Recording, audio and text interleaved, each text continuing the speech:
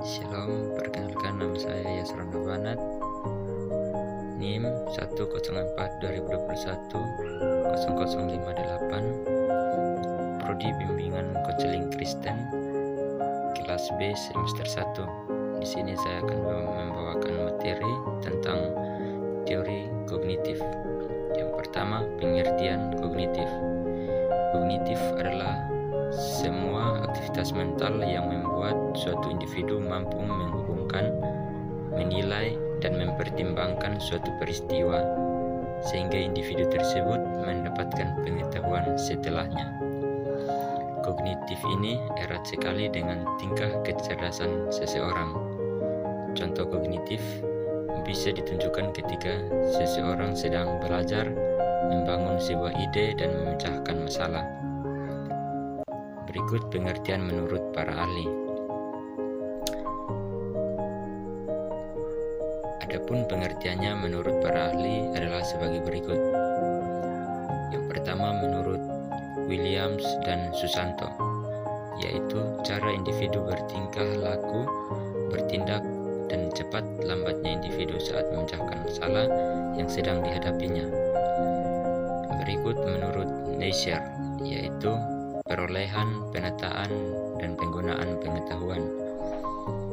Yang berikut menurut Gagne, yaitu proses internal yang terjadi di dalam pusat susunan saraf ketika manusia sedang berpikir. Yang berikut menurut Driver, yaitu istilah umum yang melingkup metode pemahaman, yakni persepsi, penilaian, penalaran, imajinasi, dan penangkapan makna. Yang berikut menurut Piaget, yaitu bagaimana anak beradaptasi dan menginterpretasikan objek dan kejadian-kejadian di sekitarnya. Yang berikut fungsi kognitif. Adanya fungsi kognitif ini membuat seseorang bisa dengan mudah bergaul satu sama lain. Adapun fungsinya yang harus Bapak, Ibu, atau saudara-saudara, teman-teman semua ketahui, yaitu check this out. Yang pertama, perhatian. Perhatian merupakan penyeleksi rangsangan yang nantinya menjadi fokus perhatian dan bisa diabaikan secara bersamaan. Rangsangan yang dimaksud bisa berupa bau, suara, maupun gambar. Yang kedua, memori atau daya ingat. Memori atau daya ingat berkaitan dengan tingkah kefokusan seseorang. Semakin fokus, semakin baik memori atau daya ingat. Hal ini menunjukkan bagaimana suatu informasi akan ditransfer dan disimpan di dalam otak. Yang ketiga, fungsi eksekutif. Fungsi eksekutif merupakan fungsi yang mengarahkan manusia untuk menjadi berencana dan melaksanakan sesuatu yang telah ia rencanakan. Nah, dari sinilah seseorang terlihat bagaimana cara menyelesaikan setiap permasalahan. Yang keempat, kemampuan berbahasa. Kemampuan berbahasa berkaitan dengan bagaimana seseorang mampu menyusun kata-kata saat berkomunikasi dengan orang lain. Setiap orang memiliki kemampuan bahasa yang berbeda-beda, bergantung dari fungsi kognitifnya. Yang kelima, merasakan dan mengenali. Kehadiran fungsi kognitif membuat seseorang bisa merasakan dan mengenali segala sesuatu di sekitarnya. Misalnya membedakan antara jeruk dan lemon, semangka dan melon, dan seterusnya. Berikut teori belajar kognitif. Teori belajar kognitif adalah teori belajar yang mementingkan proses belajar daripada hasilnya. Teori ini menyatakan bahwa pada proses belajar, seseorang tidak hanya cenderung pada hubungan antara stimulus dan respon, melainkan juga bagaimana perilaku seseorang dalam mencapai tujuan. Prinsip teori belajar kognitif dalam pembelajaran adalah sebagai berikut. Proses belajar lebih penting daripada hasil. Persepsi dan pemahaman dalam mencapai tujuan belajar menunjukkan tingkah laku seorang individu. Materi belajar dipisahkan menjadi komponen kecil lalu dipelajari secara terpisah. Keaktifan peserta didik saat pembelajaran merupakan suatu keharusan. Pada kegiatan belajar dibutuhkan proses berpikir yang kompleks. Pendekatan kognitif. Pendekatan kognitif merupakan suatu istilah yang menyatakan bahwa melalui tingkah lakunya seseorang, individu akan mengalami proses mental yang nantinya bisa meningkatkan kemampuan menilai, membandingkan, atau menanggapi stimulus sebelum terjadinya reaksi. Pendekatan ini memberikan penekanan terhadap isi pikiran manusia agar manusia tersebut mendapatkan pengalaman, pemahaman, standar moral, dan sebagainya. Perkembangan kognitif. Setiap anak memiliki kemampuan kognitif yang berbeda-beda. Hal itu karena perkembangan kognitifnya juga berbeda-beda. Namun demikian, ada hal-hal umum yang bisa dijadikan acuan perkembangan kognitif pada anak. Teori Piaget mengelompokkan perkembangan kognitif anak ke dalam 4 tahapan, yaitu sebagai berikut. Yang pertama, tahap sensori motor atau 18 sampai 24 bulan. Pada tahap ini, bayi mulai mampu mengembangkan akalnya untuk memahami dunia luar melalui indera sensorik dan kegiatan motoriknya. Yang tahap yang kedua,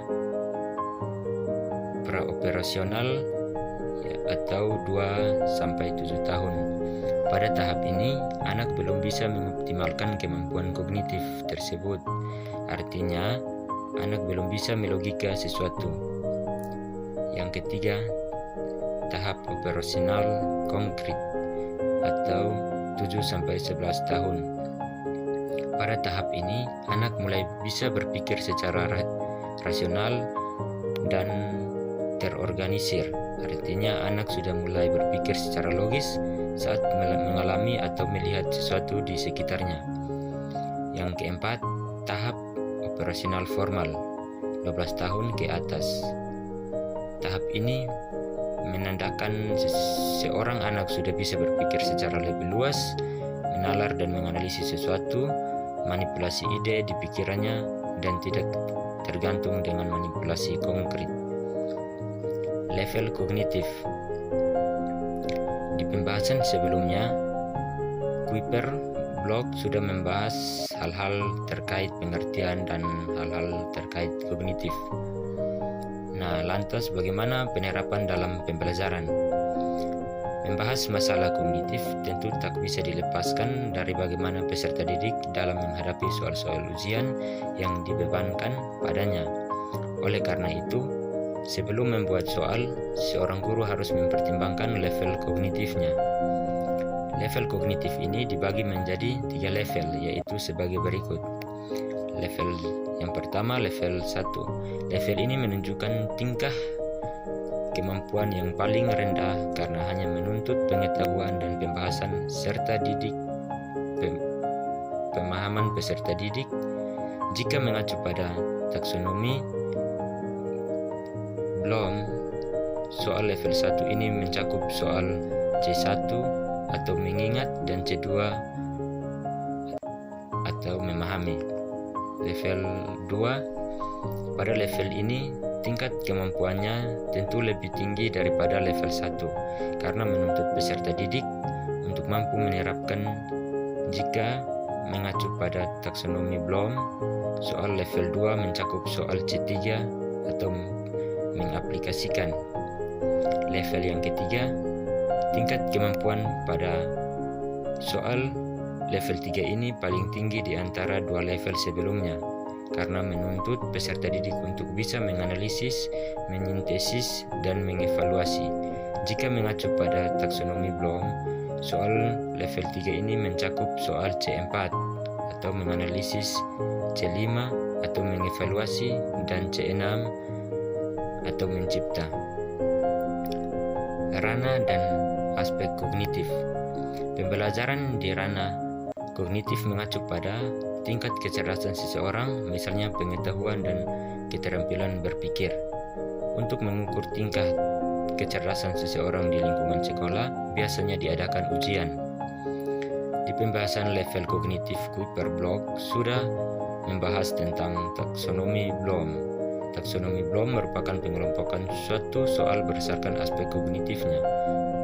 Nah, menurut Benjamin Bloom, soal-soal di ranah kognitif memiliki 6 aspek sebagai berikut.